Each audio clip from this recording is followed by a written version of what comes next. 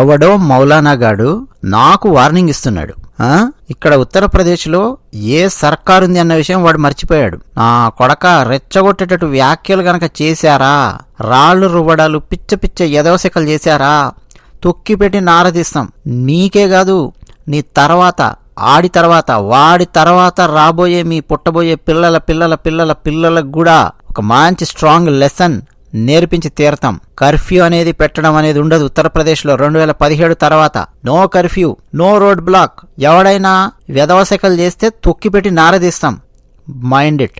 ఇదండి నేను ఇస్తున్న వారం కాదు, యోగి ఆదిత్యనాథ్ గారు ఒక మౌలానా గాడికి అలాగే వాడి బ్యాచ్ కు ఇచ్చినటువంటి వార్నింగ్. అసలు యోగి ఆదిత్యనాథ్ గారు ఎందుకు అంత సీరియస్ గా రియాక్ట్ అయ్యారు, దాని వెనక ఏముంది అంటే, ఈ నెల అంటే సెప్టెంబర్ 4వ తేదీన ఈద్ ఈ మిలాదున్నబి ఊరేగింపు జరిగింది.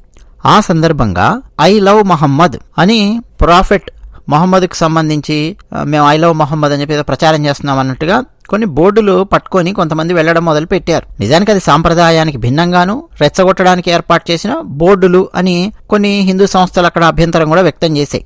సరే, ఈ వివాదం ఏమైంది అనంటే, ఆ రోజు వాళ్ళు కేవలం ఈ ఐ లవ్ మహమ్మద్ బోర్డులు పట్టుకొని వెళ్లడం అది మాత్రమే కాకుండా అక్కడ పోలీసులు ఉంటే వాళ్ళ మీద రాళ్లు విసిరారు, పెట్రోల్ నింపినటువంటి బాటిల్స్ విసిరారు, బ్యాటన్స్ ఉంటే వాటితో దాడి చేశారు, కొన్ని నాటు పిస్తోళ్లు తుపాకులు ఉంటాయి కదా అలాంటి వాటితో పోలీసుల మీద దాడి చేశారు. అంటే హింసాత్మకమైన సంఘటనలకు అక్కడ పాల్పడ్డారు. ఎందుకు అంటే, వాళ్ళ మౌలి ఒకడున్నాడు, అంటే స్థానిక మతాధికారి, వాడి పేరు తౌకీర్ రజా ఖాన్, ఇత్తెహాద్ ఏ మిల్లత్ కౌన్సిల్ చీఫ్ అన్నమాట.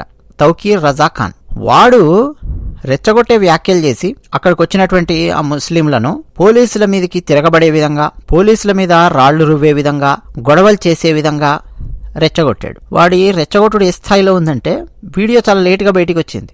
సంఘటన 4వ తారీఖు జరిగితే మనకు వీడియో లేటుగా బయటకు వచ్చింది. బట్ పోలీసులు ఆల్రెడీ చర్యలు తీసుకోవడం మొదలెట్టారు. వాడు ఏమంటాడంటే, యోగి ఆదిత్యనాథ్ గారిని బొంద పెడతాడంట, పాతి పెడతా బొంద పెడతా అని చెప్పి, అంటే డైరెక్ట్ యోగి ఆదిత్యనాథ్ గారికి ధమ్కీ ఇచ్చే మాటలు మాట్లాడుతూ ఉన్నాడు. ఇక్కడ ఒక యోగి ఉన్నాడు, మేము కేర్ చేయము, ముఖ్యమంత్రి ఎవడున్నా మేము కేర్ చేయం, బొంద పెడతాం, అద్ది ఇద్ది అని చెప్పి వాడు ఆ రేంజ్ లో రెచ్చగొట్టేటట్టు మాట్లాడడం, అక్కడికి వచ్చిన ముస్లిం యువతను కూడా బాగా రెచ్చగొట్టడం, వాళ్ళు కూడా ఆల్రెడీ బాగా రెచ్చిపోయి పోలీసుల మీద దాడి చేయడాలు ఇవన్నీ చేశారు. పైగా రెచ్చగొట్టే విధంగా అక్కడ కార్యక్రమాలు. దాదాపు 2500 నుంచి 3000 మంది గుర్తు తెలియని వ్యక్తులు అందులో పాల్గొన్నారు. ఆ ఊరేగింపు లోపల హింసాత్మకమైన దాడుల్లో 22 మంది పోలీస్ సిబ్బంది గాయపడ్డారు. ఎందుకని, అక్కడికి వచ్చినటువంటి ఆ ఊరేగింపుకి వచ్చినటువంటి వాళ్ళందరూ కేవలం ఐ లవ్ మహమ్మద్ బోర్డులే కాదు, తుపాకులు, రాళ్లు, నాటు తుపాకులు ఇవన్నీ పట్టుకొని వచ్చి, పెట్రోల్ నింపిన బాటిల్స్ తీసుకొని వచ్చి పోలీసుల మీద ఇష్టం వచ్చినట్టు దాడి చేశారు. ఎందుకయ్యా అంటే, యోగి ఆదిత్యనాథ్ గారి పోలీసులట వాళ్ళు, వాళ్ళ మీద దాడి చేస్తాం, మా ఇష్టం వచ్చినట్టు మేము రెచ్చిపోతాం, ఇది వాళ్ళ బిహేవియర్. సో ఆ 2500 మంది నుంచి 3000 మంది పాల్గొన్నారు కదా గుర్తు తెలియని వ్యక్తులు, ఒక రకంగా చెప్పాలంటే వాళ్ళందరినీ గుర్తించే పనిలో పడింది ఉత్తరప్రదేశ్ పోలీస్ డిపార్ట్మెంట్. నదీం అనే వ్యక్తి ఫోన్ కాల్స్, వాట్సాప్తో చాలా మందితో ఈ నదీం గాడు కాంటాక్ట్ జరిపినట్టుగా కూడా తెలుసుకున్నారు పోలీసులు. ప్రస్తుతం ఆ నదీం గాడు పరారీలో ఉన్నారు. అన్నట్టు ఎవరైతే ఆ స్థానిక మతాధికారి ఇత్తెహాద్ ఏ మిల్లత్ కౌన్సిల్ చీఫ్ తౌకీర్ రజా ఖాన్ యోగి ఆదిత్యనాథ్ గారి మీద ధమ్కీ ఇచ్చే రేంజ్ లో వ్యాఖ్యలు అవన్నీ చేశాడో, వాడి వీడియో ఎప్పుడైతే బయటకు వచ్చిందో ఇమ్మీడియట్ గా అండి వాడిని పోలీస్ డిపార్ట్మెంట్ అరెస్ట్ చేసింది. బరేలీలో అండి ఈవెన్ నిన్న కూడా శుక్రవారం ప్రార్థనల అనంతరం పోలీసులకు అక్కడున్నటువంటి వాళ్ళకి మధ్య కొన్ని ఘర్షణలు చోటు చేసుకున్నాయి. ఆందోళనకారులు పోలీసుల మీద ఇష్టం వచ్చినట్టు బ్యాగుల నిండా రాళ్లు తీసుకొని వచ్చి విసరడం మొదలుపెట్టారు. సో పరిస్థితిని అదుపు చేయడానికి ఏం చేయాలి, పోలీసులు లాఠీచార్జ్ చేశారు. ఆ ఘటనలో అండి చాలా మంది పోలీసులు కూడా గాయపడ్డారు. సో బాధ్యులైనటువంటి రజాతో సహా 8 మందిని పోలీసులు కస్టడీలోకి తీసుకొని జైలుకు పంపారు. 10 ఎఫ్ఐఆర్లు నమోదు చేశారు. వీటిలో 8 ఎఫ్ఐఆర్లలో ఈ తౌకీర్ రజా ఖాన్ అనేవాడు నిందితుడిగా ఉన్నాడు. వాడికే అన్నమాట యోగి గారు వార్నింగ్ ఇచ్చింది. నిజానికి వాడి పేరెత్తలేదు. యోగి ఆదిత్యనాథ్ గారు నిజానికి వికాస్ యూపీ కార్యక్రమంలో వారు పాల్గొన్నారు. అక్కడ వేరే విషయాలు మాట్లాడుతూ, వికసిత్ యూపీ ఎలా చేయాలి అని వేరే విషయాలని మాట్లాడుతూ, జిఎస్టీ గురించి మాట్లాడుతూ, జిఎస్టీ తగ్గింపును వ్యాపారులు, కస్టమర్స్, కొత్తగా వ్యాపారం పెట్టేవాళ్ళు, కొత్తగా వస్తువులు తయారు చేసేవాళ్ళు, కుటీర పరిశ్రమలు ఏ విధంగా సద్వినియోగం చేసుకోవాలి అన్న విషయాన్ని యోగి ఆదిత్యనాథ్ గారు మాట్లాడుతూ అందులో భాగంగా ఇది కూడా మాట్లాడారు. నిన్న ఒక మౌలానా గాడేవాడో వార్నింగ్ ఇస్తున్నాడు, ధమ్కీ ఇస్తున్నాడు. నాకు అసలు ఈ రాష్ట్రంలో ఎవరు అధికారంలో ఉన్నారో వాడు మర్చిపోయినట్టున్నాడు. ఇది ఒక సిస్టమ్, ఈ సిస్టమ్ను ఎప్పుడు కావాలంటే అప్పుడు ఆపేస్తానని వాడు అనుకుంటున్నాడేమో. ఒక విషయం మేము చాలా స్పష్టంగా చెప్పదలుచుకున్నాం, రోడ్లు దిగ్బంధన చేస్తాము, కర్ఫ్యూ పెట్టే పరిస్థితి తెస్తాము అంటే కుదరదు. 2017కు ముందు రాష్ట్రంలో ఒక ట్రెండ్ ఉండేది. అంటే రోడ్ల దిగ్బంధన చేయడము, గొడవలు చేయడము, రకరకాల జిల్లాలలో కర్ఫ్యూలు పెట్టడము. అంటే భారతదేశంలోని చాలా చోట్ల కర్ఫ్యూ పెట్టే సాంప్రదాయం పోయినప్పటికీ ఉత్తరప్రదేశ్లో మాత్రం కొనసాగుతూ వచ్చింది. మతపరమైన అల్లర్లు, గోల ఇవన్నీ చేయడము ఒక పరిపాటిగా మారింది. 2017లో మేము అధికారాన్ని చేపట్టిన తర్వాత ఒక్క కర్ఫ్యూని కూడా మేము పెట్టలేదు. అప్పటి నుంచే ఉత్తరప్రదేశ్ అభివృద్ధి కథ మొదలయ్యింది. ఇంకా పిచ్చి పిచ్చి వేషాలు వేసేవాళ్ళు ఉన్నారు. వాళ్ళందరికీ ఒకటే చెప్తున్నా, అల్లర్లకు పాల్పడే ముందు 1కి 2 సార్లు ఆలోచించుకునేలాగా భవిష్యత్తు తరాల వాళ్లకు కూడా మేము గట్టి గుణపాఠం చెప్పి తీరతాం. ఎందుకురా నాయన ఈ అల్లర్లలో నేను వెళ్ళాను అని వాడు లైఫ్ లాంగ్ వాడి భవిష్యత్ తరాలు కూడా బాధపడతాయి. ఆ రేంజ్లో ఉంటాయి వాడికి ఇచ్చే ట్రీట్మెంట్లు. ఇది యోగి ఆదిత్యనాథ్ గారు ఇచ్చినటువంటి వార్నింగ్. అయితే అండి ఇక్కడ ఒక చిన్న డిబేట్ కూడా జరుగుతోంది. ఈ ఐ లవ్ మహమ్మద్ అన్నటువంటి ప్లకార్డులు పట్టుకొని, బోర్డులు పట్టుకొని ఊరేగింపులో పాల్గొనడం కరెక్టా కాదా అన్నటువంటి చర్చ. ఇప్పటికే అలా ఐ లవ్ మహమ్మద్ బోర్డులు పట్టుకొని ఊరేగింపులో పాల్గొనడం మీద 24 మంది మీద, అంటే ఆ కార్యక్రమంలో కేవలం ఆ బోర్డులు పట్టుకున్నారని కదా, ఎవరెవరైతే రాళ్లు విసిరారో, తుపాకులు ఏం చేశారో ఆ కార్యక్రమంలో 24 మంది మీద ఎఫ్ఐఆర్ నమోదయ్యింది. ఈ వివాదం అండి ఉత్తరప్రదేశ్లోని ఇంకా కొన్ని జిల్లాలకు పాకింది.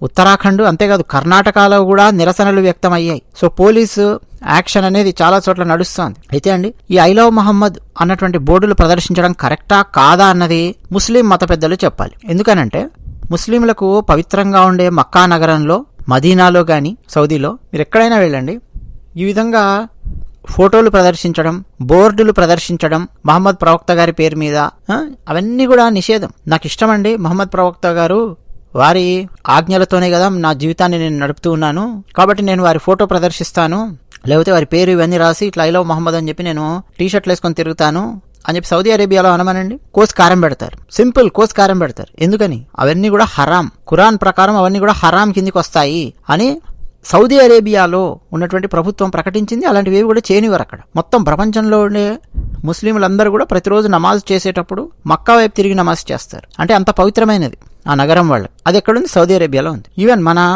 భారతదేశంలో ఉండే ముస్లింలు కూడా వాళ్ళు ఎక్కడైనా నమాజ్ చేయనివ్వండి, సంబంధం లేదు. ఇంట్లో నమాజ్ చేస్తున్నారా, అడవిలో నమాజ్ చేస్తున్నారా, దారి మధ్యలో నమాజ్ చేస్తున్నారా, బంధువులిల్లా, విజయవాడ, హైదరాబాద్, కరీంనగర్, కర్నూలు, ఉత్తరప్రదేశ్, సంబంధంలే, పశ్చిమం వైపు తిరిగి నమాజ్ చేస్తారు. ఎందుకు పశ్చిమం వైపు?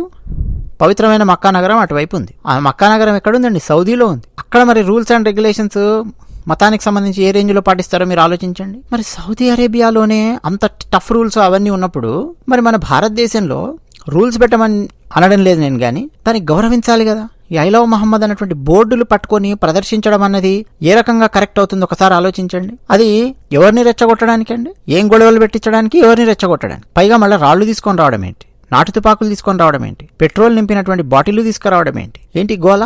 మన పాతబస్తీ అసదుద్దీన్ ఓవైసీ గారు, ఎంఐఎం చీఫ్, వారు ఐ లవ్ మహమ్మద్ అనడం తప్పేలా అవుతుంది అని చెప్పి రివర్స్ లో ప్రశ్నిస్తున్నారు. తప్పేలా అవుతుంది అంటున్నారు. ఏమంటే ఓల్డ్ సిటీలో కూడా ఇలాగే ఐ లవ్ మహమ్మద్ అన్నటువంటి బోర్డులు పట్టుకొని లేదా టీషర్ట్లు వేసుకొని తిరగడాన్ని ఆయన సమర్థిస్తారా? ఎవరైనా ఓల్డ్ సిటీలో యువకులు అలా చేస్తే? నాకు తెలిసి అసదుద్దీన్ ఓవైసీ గారు సమర్థించారు. వాళ్ళకి చెప్తారు కూడా. ఎంఐఎం వాళ్ళకి దాదాపు ప్రతిరోజు ఒక మీటింగ్ నడుస్తూ ఉంటుంది.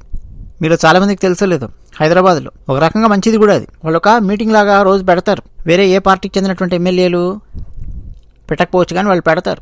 ఎప్పటి నుంచో చూస్తాం, over a period of time.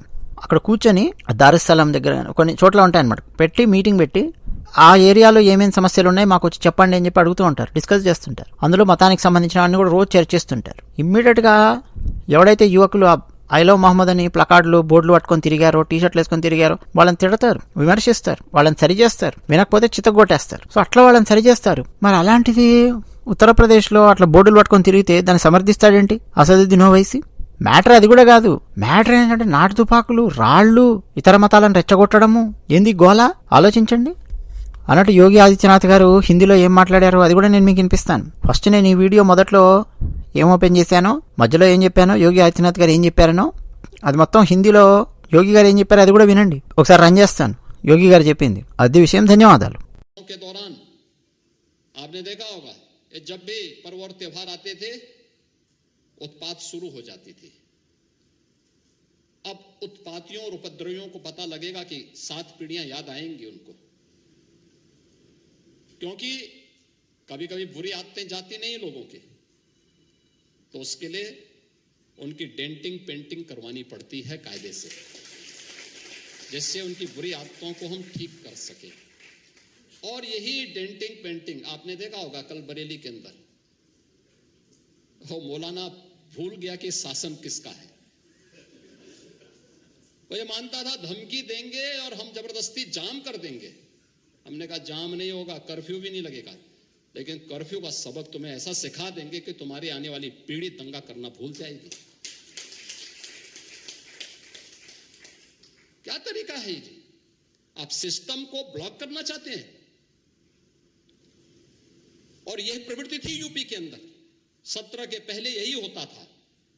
और हम इसी बात को कह सकते हैं कि 17 के बाद हमने कर्फ्यू भी नहीं लगने दिया, लेकिन ऐसे बैरियर को चुन चुन करके वे जिस प्रकार की भाषा को समझते थे उस प्रकार की भाषा से उनको समझा करके उसको उसकी सजा दिलाने का काम भी किया है। और उत्तर प्रदेश की ग्रोथ स्टोरी यहीं से शुरू होती है।